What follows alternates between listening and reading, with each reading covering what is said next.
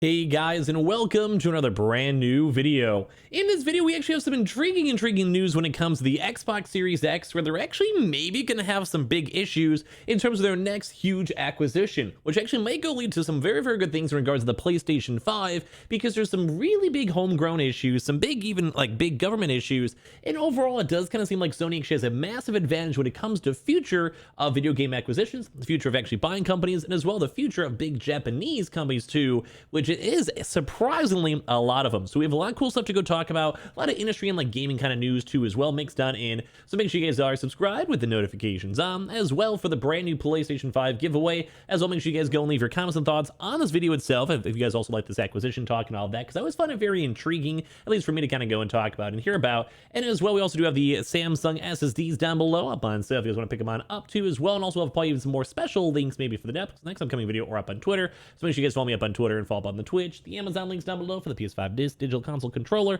and of course as well that Weeble and Coinbase down below. If you guys enjoy the video, please go, like I said, leave your thoughts and comments, and as well like it. And let's go and talk about this one. So I'm sure you guys have heard, because I've, number one, I myself have made a bajillion videos on it, but of course I'm sure you've seen other articles and tweets and mentions, Reddit threads, whatever it is you guys go and use, talking about the both big PlayStation acquisition of Bungie and the big Xbox acquisition of Activision.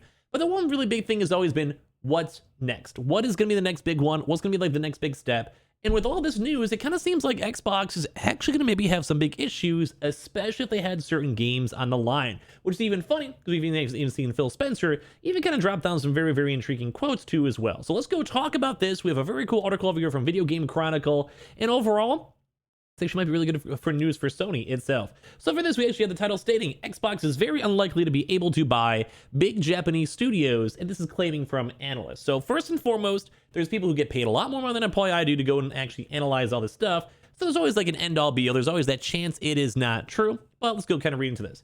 But basically for this, but Catan Games Sekiran Toto believes that Sony is considering making a move in Japan soon. And I'm in the same boat before we fully dive into this article itself. I'm going to say Sony would be dumb if they don't try to go push into the homegrown Japanese markets and try to get some huge acquisitions, especially because we do know that they're sitting on like $10 billion. And as well, especially because we know Jim Ryan wants to push even more big progression in the PlayStation ecosystem. So Xbox will find it very difficult to go and acquire major Japanese game development studios, because doing so will remain a focus of the company, and Alice has claimed, because while they want to, they may not be able to. So on several previous occasions, Microsoft gaming boss Phil Spencer himself has expressed a desire to purchase an Asian game developer, in particular a Japanese studio. But at this point, who wouldn't want to, because there's so many really good Japanese like developers and Japanese game studios out there that have some really good games. So this, in some ways, Microsoft taking over a big Japanese publisher will even be bigger news than its plan to acquire Activision Blizzard, which, guys, don't forget, is also still under really big legal scrutiny. We'll have to kind of see how that case goes and develops as time goes on. This is also according to Dr. Serkan Toto, who is the CEO of Tokyo-based game industry consultancy Catan Games. So this is literally from someone whose entire job is to basically talk and know about the game industry, who is literally in Japan. So I kind of feel like, of all people, this guy probably has the most merit when it comes to his comments. So while it's not beyond the realms of possibility, Nathan Brown's Hit Points newsletter also didn't go and note that Microsoft's chances of acquiring the likes of Sega, Square Enix, or Capcom were likely slim for several reasons, and more so on the cultural side. Now, when it comes to Square Enix, we also do know they have a really good connection when it comes to PlayStation, and I do keep on saying if there's any type of big promotion or any type of big deal, Square Enix and Sony are hand in hand. Now, imagine the next, there's like so many Square Enix games, but imagine the next Final Fantasy games too as well, kind of being exclusive and being bought out by Sony. It's kind of a win-win in all honesty. Sega's on the middle. Capcom, I think, would be a lot more likely, although their stock has gone up quite a bit. For some odd reason, I kind of feel like Capcom fitting a little bit more on the Xbox side. You guys can give your thoughts and comments down below. But here's the big thing. Japanese companies are traditionally highly resistant to being acquired from overseas. So that's kind of a big thing. So if you're Microsoft, you are an American-based company. Sony, even though it does sell a lot of products in America, is technically a Japanese company. You know, they have a lot of Japanese connections, Japanese headquarters, and overall, don't forget, it's more than just the PlayStation. They have other things as well. So basically, Japanese companies are very resistant and towards about being acquired from overseas, with many insulated from takeover attempts by Japanese system called the Kuretsu. and maybe insulated. Karatsu sees a business group formed by members companies from different industries, so they can essentially look out for each other because they own small portions of the shares in each other's businesses. It's kind of like, think like you have like a Sony and they'll go buy 5% in Samsung will go buy 5% in Sony. At the end of the day, it's almost like a cultural thing where they just want to make sure everything is all put together. Toto said any attempt at a hostile takeover would be a mission because everyone would leave instantly, adding, I would bet my house this will not happen ever. So it's kind of like if Microsoft comes in, they're trying to go buy Square Enix, hypothetically, obviously, for $1 trillion. Every big company's like, well, just in our own honor and our own code, we don't want this to happen unless this is what you really truly want to go and have happen. And it's kind of a nice perk because you have a it's kind of like, you know, you have like a good neighbor. It's been your neighbor since for your entire life. If they don't want it to happen, you will go make sure and help them the best you can for the longevity of, like, say, your neighborhood or your family or whatever it is. You know what I mean? So basically, also highlight the cultural and language barriers, also diversifying business portfolios of the key players, such as Konami's Gym Business and Sega's Resorts, as further barriers too as well.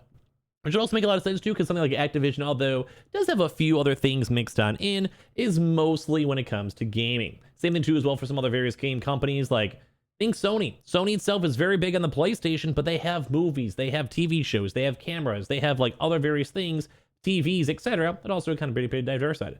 So nothing can, of course, obviously be rolled down this day and age, which I would agree on. Like, it's not end all be all. Like, if you can buy out a company for 3 times the price of the business, and like it's just dumb not to, it's gonna happen. Like, that's just the end all be all. It still can happen, but a lot of these like big cultural differences, or basically, like I said, it's like you're a homegrown company. You want to make sure your home country is doing well. You have various other companies at stake, and something like Samsung is big enough that they're going to be like, well, you can maybe try to bribe us, but we care more about this portion of this company long term than money in most cases. It's kind of like, say, like for Microsoft, like you can maybe have like Sony try to buy a portion of it, but why would they? It's literally like, it just doesn't make sense. You know what I mean?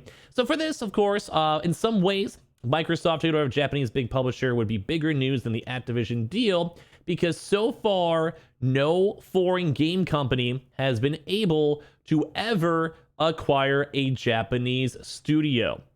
He also goes on to state saying, and I can guarantee you there has been attempts from both Western and Asian players. Japan game developers have consolidated in the past, but as many modern publishers show, including Toei, Temco, Bandai Namco, Sega Sammy, and Square Enix, this has been virtually entirely kept to domestic companies.